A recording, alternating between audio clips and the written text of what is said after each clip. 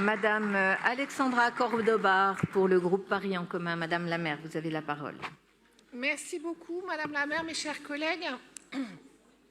Pour prétendre gouverner Paris, pour prétendre prendre les responsabilités, il faut être capable d'abord de partager des constats honnêtes et ensuite de dire la vérité.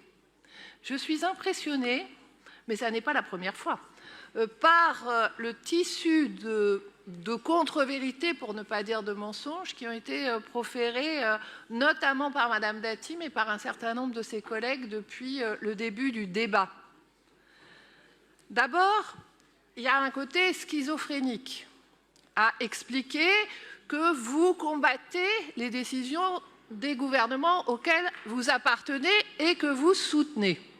La question des fermetures de classes est, à ce titre, tout à fait intéressante. J'ai entendu une chose et son contraire, que la ville de Paris serait responsable des fermetures de classes. Emmanuel Grégoire nous l'a dit, 3% d'élèves en moins à Paris, 25% des classes fermées pour Paris. C'est une punition. Pour le 10e, je vous l'illustre avec un chiffre très précis. 8 fermetures de classes, 16 élèves en moins. Expliquez-moi en quoi, d'abord, la ville de Paris serait responsable de quelque chose et en quoi ça n'est pas une punition de Paris. Autre sujet, comme une espèce de litanie qui revient à chaque conseil, le périscolaire. J'entends encore une fois qu'il faudrait revenir à la journée de 4 jours, qui n'a rien d'historique, et rappeler à chacun que la France est parmi les pays de l'OCDE celle qui donne à ses élèves le moins de jours de classe. Alors que l'ensemble des communautés éducatives savent que pour bien apprendre, il faut étaler les jours où on apprend. Vous voulez encore raconter une fable en disant qu'à Paris, le périscolaire serait de la garderie. D'abord, c'est vraiment honteux de parler comme ça de nos personnels. Ensuite, c'est bien Paris qui a créé une école de l'animation pour former les animateurs en recrutant, il y a des centaines, peut-être d'ailleurs plutôt des milliers, de jeunes gens pour ce faire. Et ce que vous racontez de ce que racontent les parents est totalement faux. Les parents laissent massivement leurs enfants au périscolaire, ce qui m'amène à penser que globalement, ils trouvent que le service est satisfaisant. Ensuite, on parle beaucoup de l'école publique et de l'école privée. Dans cet hémicycle, je n'ai pas entendu de guerre contre l'école privée à tout prix.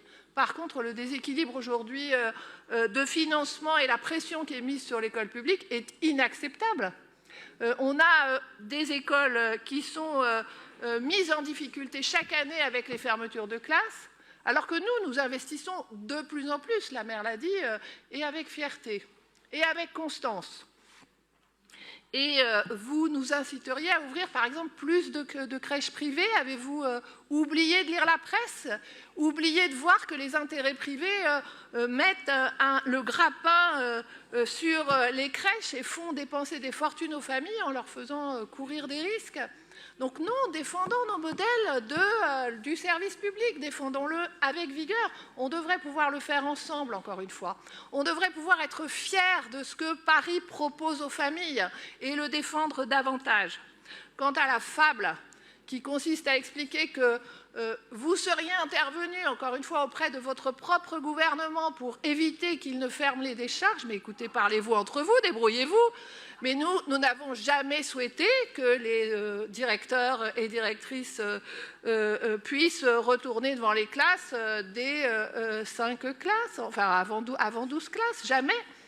C'est plutôt bien votre gouvernement qui cherche à faire des économies à tout prix. Parlez-vous entre vous et défendez le service public parisien.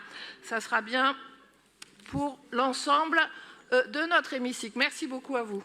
Merci, Madame la maire.